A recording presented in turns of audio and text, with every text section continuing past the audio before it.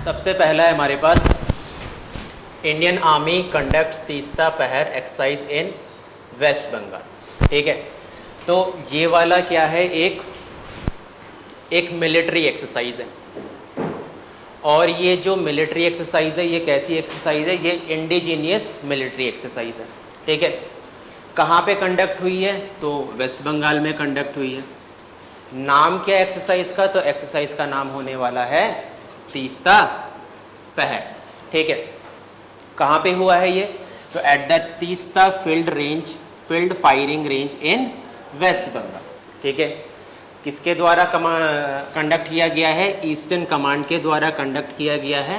आप सभी को पता है इंडियन आर्मी के 7 कमांड्स हैं, है ना। तो जो ईस्टर्न कमांड है वहाँ पे ये कंडक्ट किया गया है। और ईस्टर्न कमांड का हेडक्वार्टर आपका बंगाल में ही है। और 1700 में जो फोर्ट था, फोर्ट विलियम्स, उसी को बदल के अब ईस्टर्न कमांड वहाँ से ऑपरेट करती है आपकी। ठीक है, ये एक्सरसाइज एक सिग्निफिकेंस होल्ड करती है ऑपरेशन सिंदूर, है ना। इसलिए सिग्निफिकेंस होल्ड करती है क्योंकि ये हमारी कैपेबिलिटी दिखाता है कि हम कहाँ कहाँ पे ऑपरेट कर सकते हैं, हमारा मोडस ऑफ ऑपरेंडी क्या है और हमारे पास कैसे कैसे वेपन सिस्टम है। ठीक है, एम्ड क्या है इसका, to stimulate and validate combat operation in the challenging riverine and all terrain environment. ठीक है, ऑल टेरेन एनवायरनमेंट मतलब चाहे आपका हाई ऑल्टीट्यूड हो, चाहे आपका डेजर्ट फील्ड हो, चाहे आपका मार्शी एरिया हो, कहीं पे भी हम ऑपरेशन कंडक्ट कर सकते हैं। तो ये वैलिडेट पॉइंट प्रोवाइड करता है ना। और ये हमारे इंडिया में ही कंडक्ट हुआ है ये वाला ऑपरेशन। ठीक है, बस हमारे लिए यही इम्पोर्टेंट है। याद रखना तीस्ता पहर एक्सरसाइज कहाँ पे कंडक्ट हुई है, तो वेस्ट बंगाल में कंडक्ट हुई है बच्चों। और ये ईस्टर्न कमांड के द्वारा की गई है और उसके बाद ये एक ऑल टेरेन एनवायरनमेंट में की गई एक एक्सरसाइज है। ठीक है, अब हम बढ़ते हैं आगे।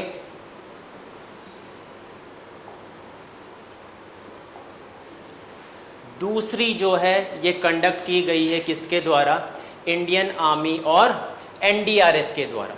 तो Indian army ministry of defence के अंदर आती है और एनडीआरएफ आती है किसके अंदर, मिनिस्ट्री ऑफ होम अफेयर्स के अंदर और ये मिनिस्ट्री ऑफ डिफेंस के अंदर। आप सभी को पता होगा कि पोर्टफोलियो सबका अलग अलग रहता है। जो हमारे होम मिनिस्टर हैं वो है अमित शाह और जो हमारे डिफेंस मिनिस्टर हैं वो कौन है, राजनाथ सिंह। ठीक है, तो ये आर्मी और एनडीआरएफ के द्वारा की गई एक एक्सरसाइज है जिसका नाम है राहत। और ये कहाँ कंडक्ट हुई है, तो ये असम में कंडक्ट हुई है। ठीक है, आपने देखा होगा कि बहुत सारे एवलांचेस आते हैं, नेचुरल डिजास्टर होते हैं इंडिया में, तो सबसे पहली जो फोर्स रिस्पॉन्सिबल होती है वो होती है एनडीआरएफ। स्टेट की अपनी एसडीआरएफ होती है और Indian army, Indian defence force का भी आप देखोगे हाल ही के सालों में बहुत कंट्रीब्यूशन रहा है। ठीक है, तो देखो एक्सरसाइज राहत आपको याद रखना है, ये जॉइंटली ऑपरेट किया गया है इंडियन आर्मी और नेशनल डिजास्टर रिलीफ फंड के द्वारा। ठीक है, कहाँ पे हुई है, असम में हुई है। एक्सरसाइज का नाम है राहत और आर्मी और एनडीआरएफ ने करी है। तो ये किस लिए करी गई है कि इम्प्रूव हो कोऑर्डिनेशन किसके बीच में, सिविल और मिलिट्री एजेंसी के बीच में। तो मान लो कभी भी कोई ऑपरेशन करते हैं ना, जैसे आपका 26/11 हुआ। ठीक है, तो जब वहाँ पे ऑपरेट कर रही थी एनएसजी, ऑपरेट कर रही थी स्टेट पुलिस, ऑपरेट कर रही थी डिफरेंट एजेंसीज ऑपरेट कर रही थी, तो उनके बीच में कोऑर्डिनेशन ही नहीं रह पा रहा था। पर अगर आप पहले से प्रिपेयर करोगे, पहले से कोऑर्डिनेटेड वे में करोगे एक्सरसाइज, तो it's a piece of cake, आप जल्दी से ऑपरेट कर सकते हो, टाइम बहुत कम रहेगा, है ना, लैगिंग टाइम कम रहेगा। तो इंडियन आर्मी ने इसीलिए एनडीआरएफ के साथ ये एक जॉइंट ऑपरेशन किया है ताकि कोऑर्डिनेशन हो सके सिविल एडमिनिस्ट्रेशन और एक आर्मी के पर्सनल में। ठीक है, फर्स्ट जो एक्सरसाइज थी ये राहत कंडक्ट हुई थी राजस्थान में बच्चों 2019 में और उसके बाद कंटिन्यूसली चल रही है ये, प्राइमरी फॉर अर्थक्वेक रिस्पॉन्स। अब आपको पता है कि जो इंडिया का माउंटेन वाला साइड है वो प्रोन है किसके लिए, अर्थक्वेक के लिए। है ना। 90% ऑफ जो केसेस मिलेंगे आपको अर्थक्वेक के, वो मिलने वाले हैं इंडिया के नॉर्थ की तरफ, जहाँ पे आपके हिमालयस हैं, क्योंकि वो यंगेस्ट फोल्ड माउंटेन्स है, और यंगेस्ट फोल्ड माउंटेन है तो क्या है, क्या है, हिलेंगे, है ना। अभी वो सेट तो हुए नहीं है, और जब वो सेट नहीं हुए तो क्या होगा, जब वो शेक करेंगे तो उसके बाद क्या होगा, अर्थक्वेक आएगा। ठीक है, तो हमारे यहाँ जो सबसे ज़्यादा प्रोन एरिया है वो कौन सा है, हमारा जो नॉर्थ की तरफ लगता है, जहाँ पे हमारे यंग फोल्ड माउंटेन्स है, जहाँ पे हमारे हिमालयस हैं। ठीक है, आगे बढ़ते हैं, और इस एक्सरसाइज का नाम है क्या, अरास 2025 एक्सरसाइज। हमारे लिए इतनी इम्पोर्टेंट नहीं है, बट पता होनी चाहिए, है ना। ईरान और अज़रबैजान के बीच में है, किस किस के बीच में है, ईरान और अज़रबैजान के बीच में। अब देखो, जो अज़रबैजान है और जो आपका अर्मेनिया है, ठीक है, अर्मेनिया, तो इन दोनों के बीच में क्या है, लड़ाई है, कॉन्फ्लिक्ट है। अर्मेनिया को हम सपोर्ट करते हैं, डायरेक्टली सपोर्ट नहीं करते, बट वेपन वगैरह, इक्विपमेंट वगैरह वो हमसे ही मैक्सिमम ऑप्ट करते हैं। ठीक है, अज़रबैजान को सपोर्ट करता है पाकिस्तान हो गया, इराक हो गया, टर्की हो गया, ये सपोर्ट करते हैं, और इन दोनों के बीच में लड़ाई चल रही है। कैसी लड़ाई, कैसी टसल, जैसे हमारे और पाकिस्तान के बीच में।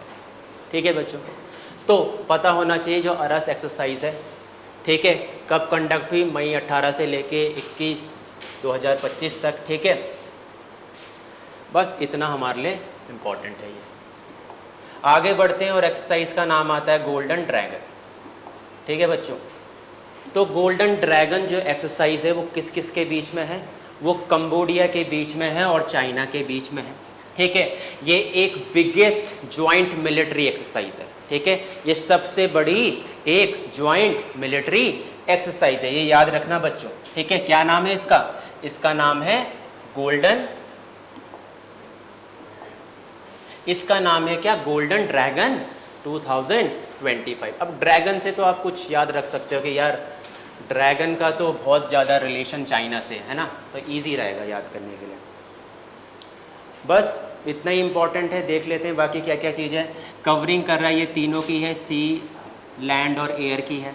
ठीक है, कहाँ पे कंडक्ट हुई है, तो रियाम नेवल बेस में कंडक्ट हुई है, जो कि कहाँ पे आपका, कंबोडिया में। जो ऑफिशियल थीम क्या है इसका, कौन से थीम में वर्क कर रही है, तो ज्वाइंट सीआई ऑपरेशन के लिए है ये, और ह्यूमैनिटेरियन रिलीफ के लिए। ये एक बाइलैटरल एनुअल ड्रिल है, किस किस के बीच में, चाइना और कंबोडिया के बीच में। ठीक है, highlighting China's expanding naval presence in the gulf of Thailand. ठीक है ना, तो गल्फ ऑफ थाईलैंड आप देखना, है ना, साउथ चाइना सी देखना आप, और कॉन्फ्लिक्ट भी है यहाँ पे, तो चाइना क्लेम करता है टेरिटरी को।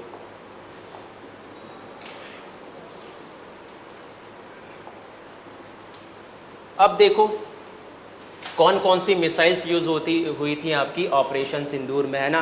तो एक कावर्डली एक्ट किया था किसने, टेररिस्ट ने, कहाँ पे, जम्मू कश्मीर में, और स्पॉन्सर्ड बाय पाकिस्तान था। तो इंडिया ने प्यूनिटिव रिप्लाई दिया अपना। ठीक है, बट हमारे पेपर के उससे क्या इंपॉर्टेंट है कि कौन कौन सी मिसाइल्स हैं। तो गाइडेड कौन कौन सी मिसाइल्स हैं, स्कैल्प हो गई, हैमर हो गई, ब्रह्मोस हो गई, और लॉटरिंग म्यूशंस हो गई। अब पेपर में क्वेश्चन कैसे आएगा, पेपर में क्वेश्चन ऐसे आएगा कि which of the following missile Indian army के पास है कि नहीं है। ठीक है, वो ऐसे ऑप्शन दे देगा। तो करंट अफेयर को भी रिलेट करेगा और स्टैटिक जीके को भी वो क्या करने वाला है, को रिलेट करने वाला है। ठीक है, तो करंट अफेयर में ये है, एक दो वो स्टैटिक से दे देगा, बोलेगा कि जो नाग मिसाइल है वो कैसी मिसाइल है, सरफेस टू एयर है, एयर टू एयर है, एयर टू सरफेस है। ठीक है, तो हमने कौन कौन सी मिसाइल यूज़ करी, स्कैल्प हो गई, हैमर हो गई, और ब्रह्मोस तो इंडिया और किसने बनाई है बच्चों, इंडिया और रशिया ने बनाई है। ठीक है, ब्रह्मोस का नाम ही बराक रिवर पे पड़ा है, बराक रिवर जो हमारे नॉर्थ ईस्ट में बहती है, और एक ट्रिब्यूटरी है किसकी, ब्रह्मपुत्र की। ठीक है, आगे बढ़ते हैं। अब ये आपको पता होगा, आपने न्यूज़ में भी देखा होगा, बहुत मीडिया ने कवर भी करा है कि ऑपरेशन कहाँ कहाँ हुआ, 9 एरियाज़ में हुआ पाकिस्तान के, है ना, जहाँ पे से हमें वो था कि यहाँ पे टेररिस्ट के क्या हो सकते हैं, बेसेस हो सकते हैं। ठीक है, अब ये कुछ इसके बारे में कि जो स्कैल्प है वो कैसा है।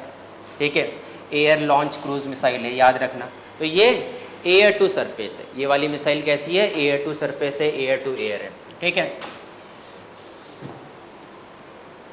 किस किस ने डेवलप करी है? ये करी है यूके ने और फ्रांस ने। तो ये हमने इंपोर्ट करी है इसका मतलब, ठीक है। और ये क्या है? किसी भी वेदर कंडीशन में ऑपरेट कर सकती है, स्टेल्थ एंड प्रिसीशन इसके पास है, ठीक है। लो एल्टीट्यूड में भी ऑपरेट कर सकती है, ठीक है। और राफेल जेट तो हमने कहाँ से लिए हैं? फ्रांस से लिए हैं। और फ्रांस की कौन सी कंपनी से लिए हैं? डसॉल्ट से, है ना। तो अभी न्यूज़ भी आ रही है कि पाकिस्तान ने क्या किया है? शॉट डाउन करा है किसको? राफेल को, जो कि नहीं है, जो कि बोगस न्यूज़ है ना। इंडियन नेवी ने अपना, इंडियन एयरफोर्स ने अपना जॉइंट स्टेटमेंट दिया है कि उनके एक एक्सरसाइज के दौरान उनके एक राफेल को क्या हुआ है? नुकसान हुआ है, बट ऑपरेशन के दौरान नहीं हुआ है, ठीक है। नेक्स्ट है हैमर, ठीक है। अब जो हैमर है क्या है? Highly agile modular mission extended range वाला क्या है? वेपन है।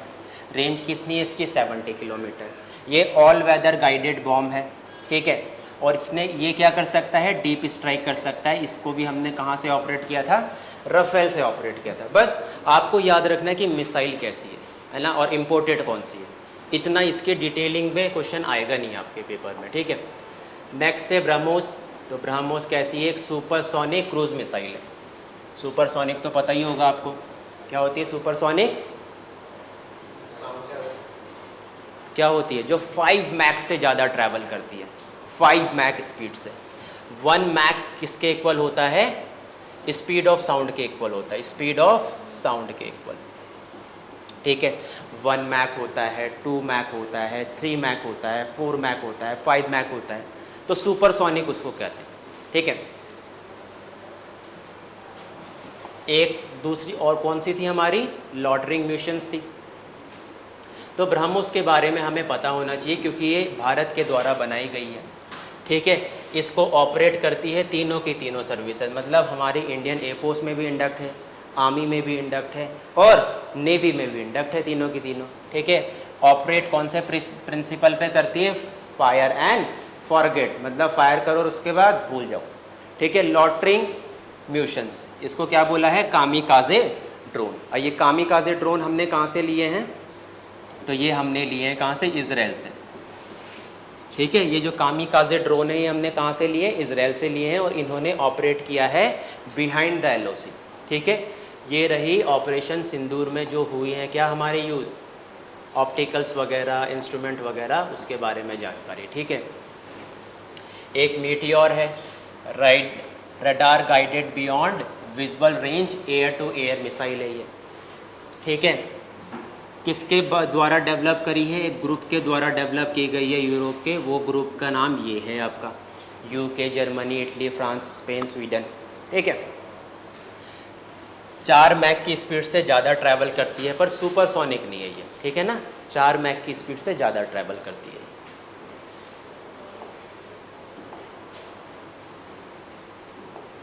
उसके बाद है Indian air force activated it's S-400 Sudarshan चक्र एयर डिफेंस मिसाइल सिस्टम, ठीक है। जो आपका जो ये था S-400, ये हमने कहाँ से लिया है? ये हमने रशिया से लिया है। कब लिया था? 2019 के टाइम पे लिया था, जब हमारे बीच में और चाइना के बीच में कॉन्फ्लिक्ट अराइज हुआ था, ठीक है। और ये इसकी फर्स्ट जो डिप्लॉयमेंट है, इसकी फर्स्ट डिप्लॉयमेंट कहाँ हुई थी? अरुणाचल में, क्योंकि हमने चाइना को काउंटर करने के लिए लिया था S-400 रशिया से, ठीक है। डोकलाम इशू हुआ था हमारा, चिकन नेक वाला इशू हुआ था, ठीक है। S-400 एक डिफेंस सिस्टम है, एक मिसाइल सिस्टम है, ठीक है ना। तो इसने भी बहुत हेल्प करी हमारे ऑपरेशन सिंदूर में। एक टाइप का सुदर्शन चक्र है ना, मतलब जो भी बाहर से मिसाइल्स, ड्रोन्स वगैरह कुछ भी आते हैं तो उसको क्या करता है? ये टारगेट करता है और न्यूट्रलाइज करता है, ठीक है। याद रखना S-400 रशिया से लिया है, ठीक है। पहली इसकी माउंटेन ब्रिगेड कहाँ डिप्लॉय हुई थी? अरुणाचल प्रदेश में।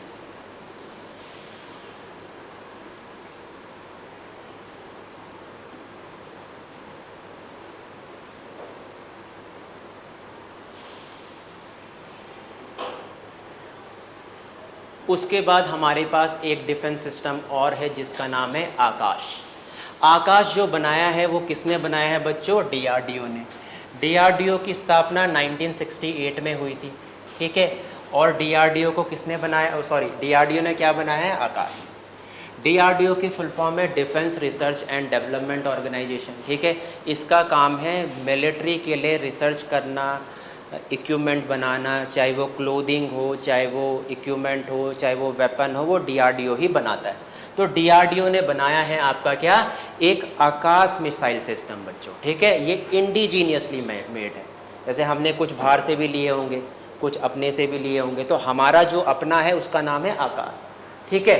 आकाश क्या है? Short range surface to air missile system. और बहुत कंट्रीज़ का क्या है, और जो आपका अभी इजराइल में आपकी फ़ाइट चल रही है ना, तो इजराइल ने भी ऑप्ट किया है इंडिया से कौन सा मिसाइल सिस्टम? आकाश मिसाइल सिस्टम। तो इसका मतलब इसकी वो कैपेबिलिटी बताता है ना, इसकी एबिलिटी बताता है, इसका कैलिबर बताता है वो, ठीक है। तो मिसाइल जो आकाश सिस्टम है ना, ये अभी इजराइल ने भी डिप्लॉय किया है अपने देश में, ठीक है। तो ये इंडिजीनियसली मेड है बच्चों, और ये किसके द्वारा बनाया गया है? तो ये बनाया गया है डीआरडीओ के द्वारा, defence research and development organisation के द्वारा। इसका हेडक्वार्टर अगर कोई पूछेगा कि इसका हेडक्वार्टर कहाँ है, तो इसका हेडक्वार्टर आपका, मेरे को भी नहीं पता, ठीक है इसका हेडक्वार्टर कहाँ है? तो इसका हेडक्वार्टर आपका है मुंबई में है शायद, सॉरी महाराष्ट्र में है, किसी स्टेट डिस्ट्रिक्ट में, ठीक है। और जो ये डीआरडीओ है, ये मिनिस्ट्री ऑफ डिफेंस के अंदर आता है, एमओडी के अंदर आता है, ठीक है। इंडियन एयरफोर्स और इंडियन आर्मी ने इसको कब इंडक्ट किया था, ये देख लो। पाकिस्तान जो यूज़ कर रहा था वेपन सिस्टम, उसका नाम क्या था? HQ डिफेंस मिसाइल सिस्टम, ठीक है, जो कि चाइना के द्वारा डेवलप किया गया था।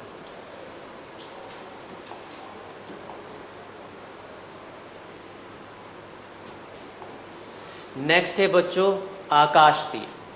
आकाश तीर क्या है? ये इंडिया के द्वारा बनाया गया एक AI ड्रिवन वॉर क्या है? क्लाउड है। इसने क्या किया? न्यूट्रलाइज किया किसके? पाकिस्तान के ड्रोन सिस्टम को। किसके द्वारा बनाया गया है? भारत इलेक्ट्रॉनिक लिमिटेड के द्वारा, जो कि एक पब्लिक सर्विस अंडरटेकिंग है। डीआरडीओ के द्वारा बनाया गया और इसरो के द्वारा बनाया गया, ठीक है। ये क्या है? एक advance air defence system control reporting system, ठीक है। तो इसके बारे में यही याद रखना कि आकाश तीर क्या है? एक इंडिया का AI war cloud crushes Pakistan air power कर दिया ना, तो ये AI ड्रिवन है। AI ड्रिवन मतलब ऑटोमेटिकली ये क्या कर देता है? ड्राइव हो जाता है, ठीक है। हमें कुछ यूज़ करने की ज़रूरत नहीं है, अपना क्या दिमाग, ठीक है। AI का मतलब यही है, जैसे जैसे इन्फॉर्मेशन फीड करेंगे वो वैसे वैसे अपने आप स्पीड डिस्टेंस कैलकुलेट करके हिट कर देगा टारगेट को। तो आकाश तीर याद रखना, ये भी इंडिजीनियसली मेड है और इंडिया की 3 ऑर्गेनाइजेशन ने इसे बनाया है।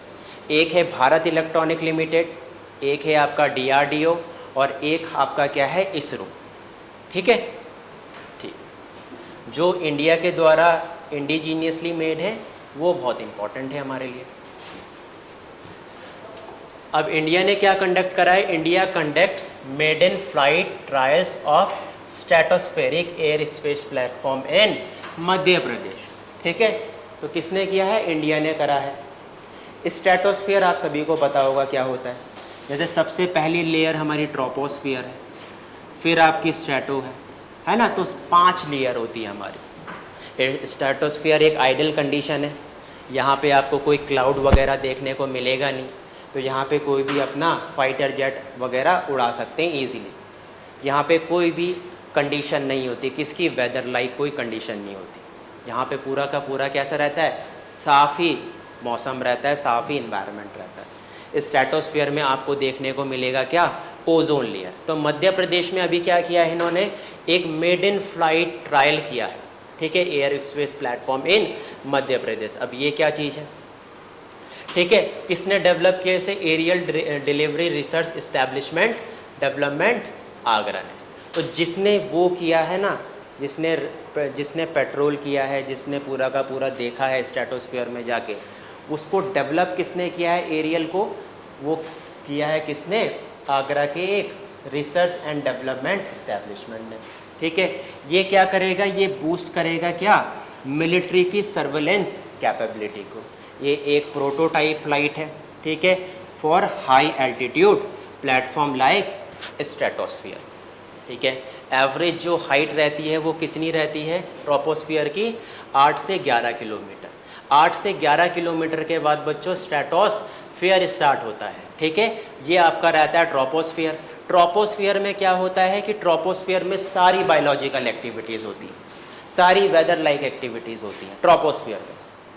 ट्रोपोस्फियर से ऊपर बढ़ेंगे तो स्ट्रेटोस्फियर आएगा। स्ट्रेटोस्फियर में आपकी ओजोन लेयर रहती है। स्ट्रेटोस्फियर में कोई भी मौसम नहीं बनता है और एक आइडल कंडीशन होती है टू फ्लाई और जेट। क्लियर? तो वहाँ पे किया है इसने क्या? वहाँ पे ये मूव करके आया। तो इससे हम क्या कर सकते हैं? हाई ऑल्टीट्यूड सर्वेलेंस कर सकते हैं कि इंडिया को कोई टारगेट कर रहा हो तो हम उससे ऊपर से सर्वेलेंस कर पा रहे हैं। ठीक है, ये हमारे पे एबिलिटी है। आगे बढ़ते हैं। रिसेंटली पाकिस्तान कंडक्टेड क्या? A successful training launch of Abdali weapon system. तो पाकिस्तान का इतना इम्पोर्टेंट नहीं है, बस याद रखना है कि एक अब्दाली वेपन सिस्टम है जो कि पाकिस्तान ने बनाया है। ठीक है, और ये पेलोड कैरी कर लेता है सिंगल में 250 से लेके 500 ग्राम 500 केजी। 450 किलोमीटर इसकी क्या है? कैपेबिलिटी है to hit the target. Conventional और न्यूक्लियर वॉरहेड कैरी कर सकता है। ये पाकिस्तान की स्पेस एजेंसी का नाम है सुप्रेको। ठीक है, इसने बनाया है क्या? Abdali weapon system. ठीक है, तो अब्दाली वेपन सिस्टम किसका है? पाकिस्तान का है बच्चों। ठीक है, आगे बढ़े। और नेवी और डीआरडीओ ने कंडक्ट किया है क्या? Combat firing of indigenously developed multi influence ground mine. तो नेवी और डीआरडीओ ने, ठीक है, ये क्या है? एक advance under water naval mine design to enhance the navy capability against the modern stealth ship and submarines. ठीक है, तो कोई भी सबमरीन है, शिप्स हैं, इनको टारगेट करने के लिए, जैसे उन्होंने हिट कर दिया किसी को, किसी नेवी वेसल को, नेवी फ्राइट, तो उसको क्या करने के लिए, उसका इम्पैक्ट रिड्यूस करने के लिए या फिर कम करने के लिए डीआरडीओ और नेवी ने क्या करा है? आपका एक multi influence ground mine system का क्या किया है? फाइनिंग रेंज टेस्ट करी है। ठीक है, Bharat dynamic limited Visakhapatnam and Apollo micro system limited Hyderabad are the production partner, याद रखना। ठीक है, तो डीआरडीओ और नेवी और इन दोनों के द्वारा भी ये क्या किया गया है? बनाया गया है। अब ये देखो इंडिया के क्या है? एयर डिफेंस सिस्टम है। तो इंडिया के पास कौन कौन से एयर डिफेंस सिस्टम है? अभी मैंने बताया आकाश, जो कि अभी किसने ऑप्ट किया है? इजराइल ने लगाया है। S-400 triumph, Barak 8, S-125 integrated counter US grid system. ठीक है, ये इनकी रेंज है। तो जो S ट्राइम्फ 400 है, इसकी रेंज कितनी है? 400। ये long range surface to air है, मतलब सरफेस टू एयर हिट कर देता है ये। दूसरा है बराक मारसैम। मारसैम का मतलब मल्टी रेंज सैम है, ये surface to air missile. Israel और इंडिया ने बनाई है ये। इसकी जो मारक क्षमता है वो 70 से लेके 100 किलोमीटर है। आकाश इंडिजीनियसली सैम 25 से लेके 30 किलोमीटर इसकी क्या है? मारक क्षमता है।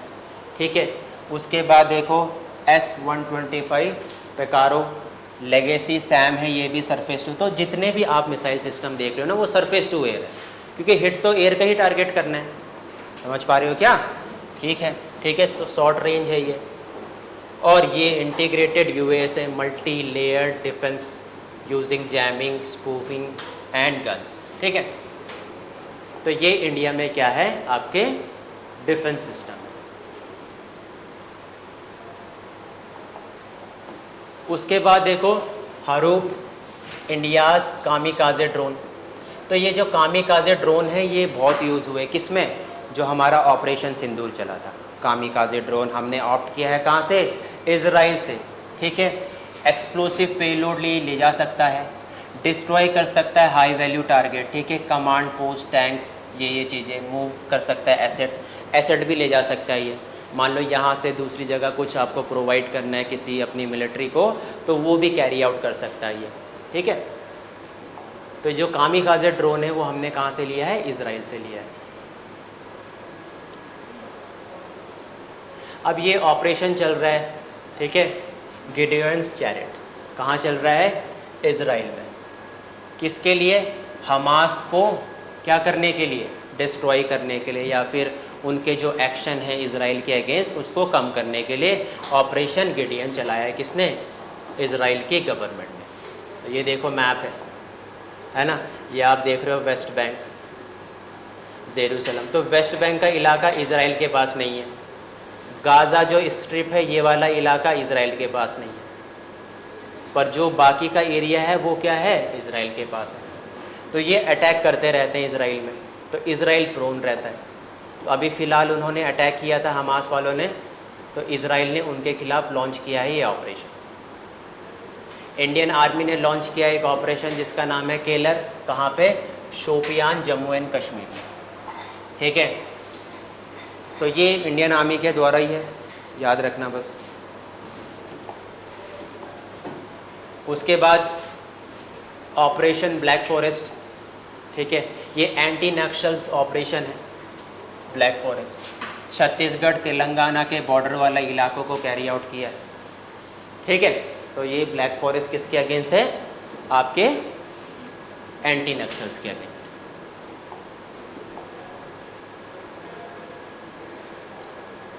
किस किसने टेक पार्ट किया है, Chhattisgarh police, STF, DRG, CRPF का कोबरा, ठीक है।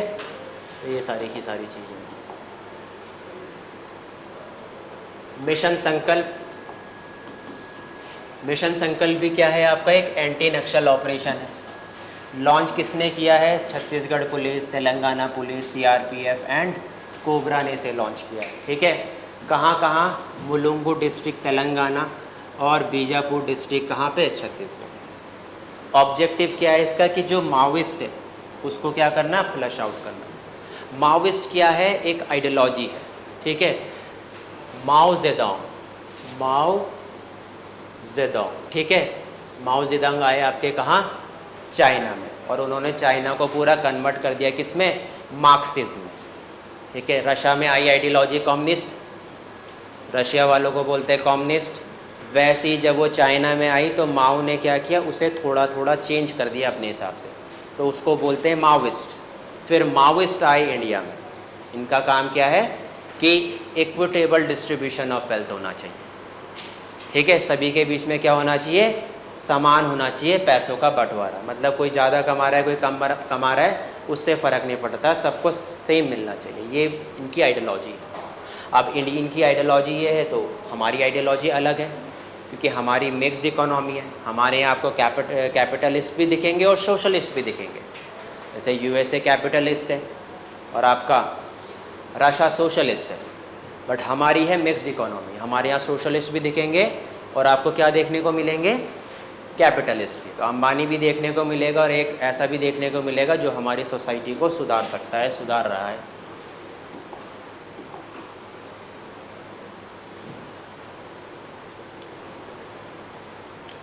बॉर्डर और ऑर्गेनाइजेशन, ठीक है, कंप्लीट कर लिए हैं। बॉर्डर और ऑर्गेनाइजेशन ने अपने कितने ईयर्स, 66 ईयर्स, ठीक है। मोटो क्या है बॉर्डर रोड ऑर्गेनाइजेशन का, सर्वमन्य सर्वम सत्यम, ठीक है। 1960 में इसका फॉर्मेशन हुआ था। बीआरओ का काम है बॉर्डर्स में क्या बनाना, रोड बनाना, किसके लिए, डिफेंस फोर्सेस के लिए, ठीक है। उसके बाद देखो defence PSU garden rich shipyard and engineers GRSE, ठीक है, announce the delivery of INS Arnala, ठीक है। INS अरनाला मैंने कराया था आपको, ठीक है। INS अरनाला क्या है, first aid anti submarine warfare system है, ठीक है। किसने बनाया है ये, GRSE ने बनाया है और लर्सन एंड टर्बो ने बनाया है। तो ये जून में इसका इंडक्शन हो गया है, ये मई का करंट अफेयर है, ठीक है ना। जून में हमने अरनाला ले लिया है, ठीक है। तो ये याद रखना कि लर्सन एंड टर्बो और आपका किसने बनाया ये garden rich shipyard and builders ने बनाया, ठीक है।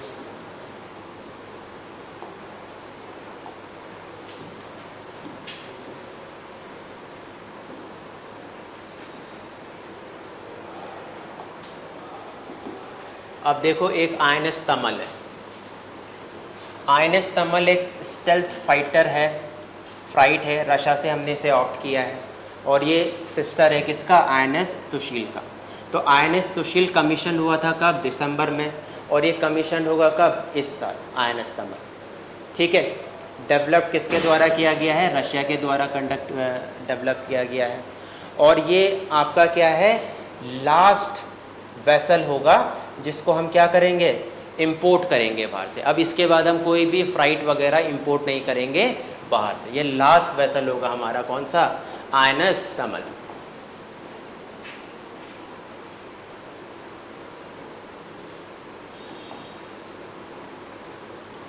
उसके बाद देखो INS Shraddha arrives in Maldives for maiden HADR exercise. HADR exercise क्या है, humanitarian assistance and disaster relief exercise. ठीक है, किसके साथ है, मालदीव्स के साथ है, किसकी, इंडिया। और इंडिया की तरफ से कौन जा रहा है, INS श्रद्धा जा रहा है। ठीक है, और ये कैसी एक्सरसाइज है, ये ह्यूमैनिटेरियन रिलीफ में बेस्ड एक्सरसाइज है।